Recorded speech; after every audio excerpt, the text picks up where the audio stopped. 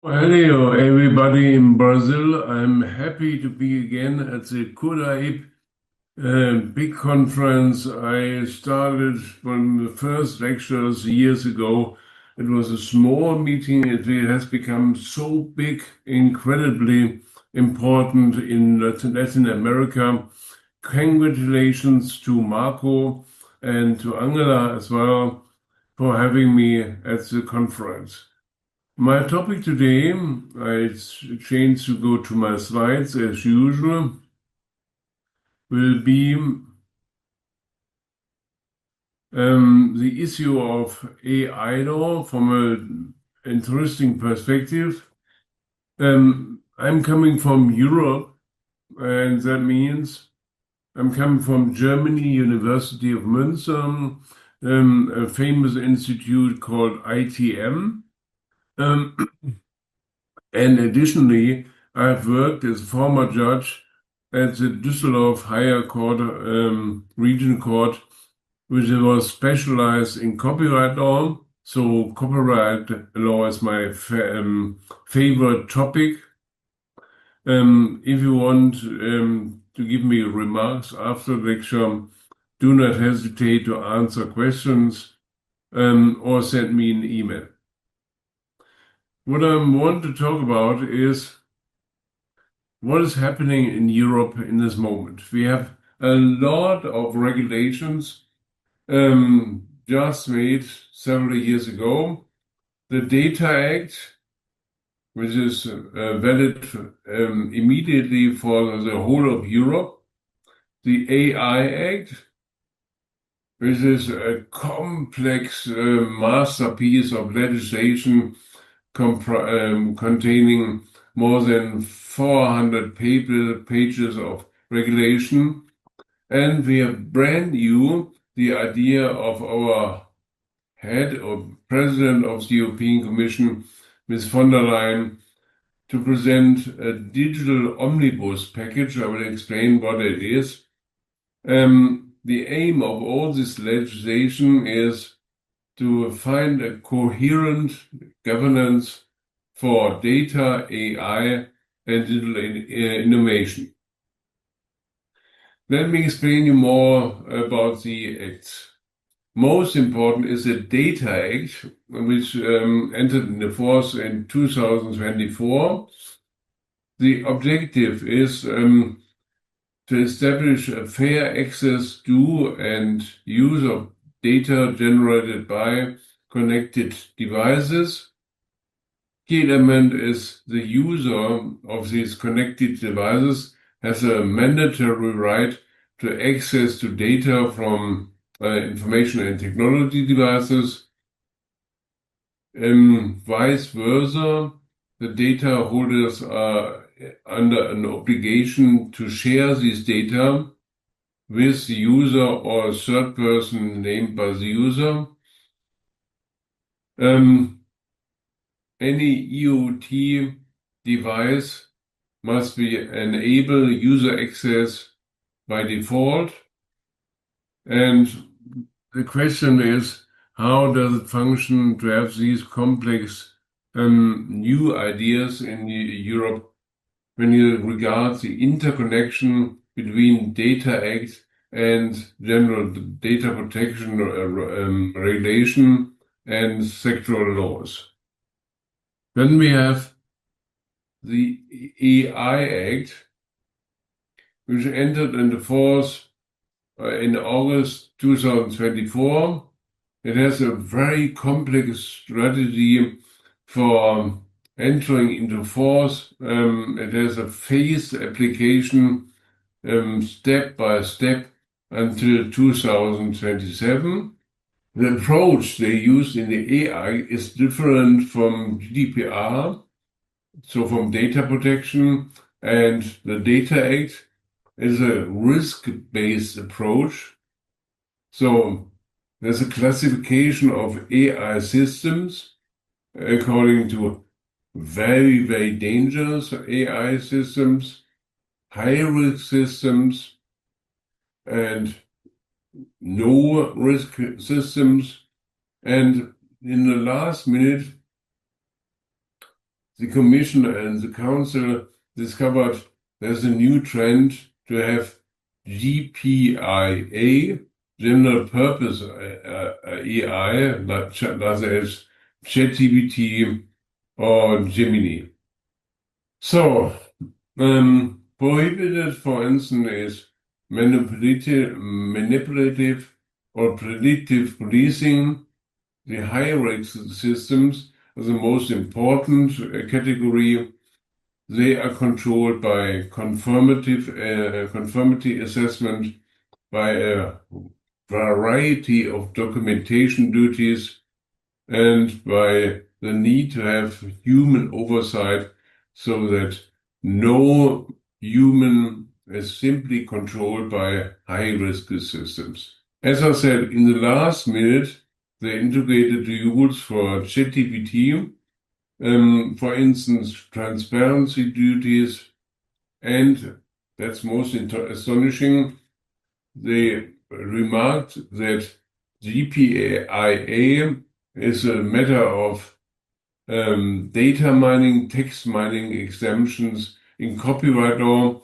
So different from Brazil or Argentina, we have a provision, an exemption from mandatory copyright rights. That is, data mining and text mining is free. You don't need to pay for that. It's totally free.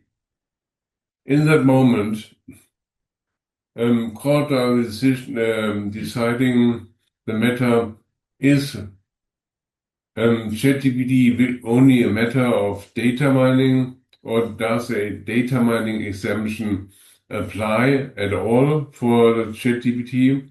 High Court in England has just made several days ago a very important decision where it says on 200 pages that yes, it's data mining and therefore it's free. It's the same approach of the District Court of Hamburg, the court in Amsterdam, and the court in Budapest. We are very much in fear that the local people from Bavaria are crazy enough to contradict to that. We are awaiting harsh decision of the District Court of Munich, which might say that data mining exemptions do not apply to ChatGPT. So, nevertheless, the AI Act is based on fines, very high fines, 7% of the global turnover. That's a lot. And all the people are discussing, what is the AI Act? Is it only public law, public supervision law, or is it a matter for civil law as well? We have a strange interplay between the Data Act and the AI Act. The Data Act governs access and sharing of data used for AI training. The AI Act has different approaches, requirements on data quality, transparency, and governance. That leads to an overlap between the access rights foreseen in the Data Act and the documentation duties in the AI Act. So, for data-driven companies, that means they have to combine all the compliance changes of both acts, so they are in a very high-level regime of statutory regulation. So, that is the reason why the Commission will publish, I think, in several weeks, in the middle of November, the so-called Digital Omnibus package. It has nothing to do with the omnibus as a car. It's the idea to have second level of regulation laid over the Data Act and the AI Act. We need to simplify data regulation because it might kill as an instrument of overregulation the small flowers growing in the AI business. The Digital Omnibus package covers everything: GDPR, Data Act, AI Act, Open Data Directive, and so on. The idea of the Commission, which is quite good, I would have liked that they had this idea several months and years ago, is to reduce the burdens, especially on small and medium enterprises, clarify the overlaps between all these acts, and regulations, to extend compliance deadlines, because that is the biggest danger for killing new companies in the digital area. We don't know exactly what is in the regulation regulated in the Digital Omnibus package. So far, it is only known that the Omnibus package will change the whole structure of the GDPR. Data protection will change totally when the Omnibus package will come. The idea is to have the Data Act as a main regulation for data business, and to reduce the AI Act to the minimum. That's a totally different thinking compared to the situation before. However, that doesn't solve key questions like how will the Data Act in the future grant access rights, and how will this access rights affect AI training obligations? Will the Omnibus regulation lead to substantive AI Act amendments? Are small and medium enterprises sufficiently protected after the Omnibus package from regulatory overload? How do Data Act design obligations shape AI ecosystems? And what I said, I would have liked to regulate the issue of data mining and text mining exemptions in one of these regulations, as has been foreseen in the AI Act. So can copyright and AI regulation be structurally integrated rather than merely coexist in parallel worlds? So I think the Commission and the Parliament will step a step back, and only to jump 2 steps forward in order to have a new system, simplified, not over-regulated, for AI and data business. That marks a paradigm shift from exclusive intellectual property control towards access-oriented fairness principles. To mention that the Commission as well thinks about having a Digital Fairness Act separate from the Omnibus. So they are more interested in fairness principles and not in intellectual property rights. And this shift creates tensions, of course, between these old industries of these old white men forcing the national regulators to protect copyright law. We need to have a new world where nobody is talking anymore about this is my copyright, but we're talking about data sharing duties. That is most important. And what I like to mention that is Brazil.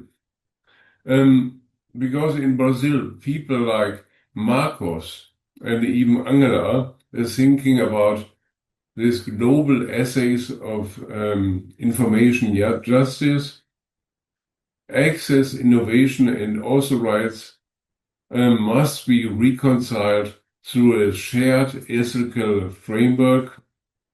I found in a very nice book in Brazil the famous sentence: "The future of copyright is not exclusion, get money, but integration, a system where human and artificial creativity coexist within fair data ecosystems.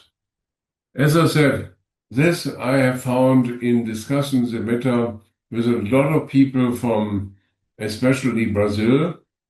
So I hope that in the future, the old European model based on intellectual property rights as holistic model for getting money for industry is changed towards the Brazilian model, which is culturally inclusive, ethically funded, and focused on the digital fairness.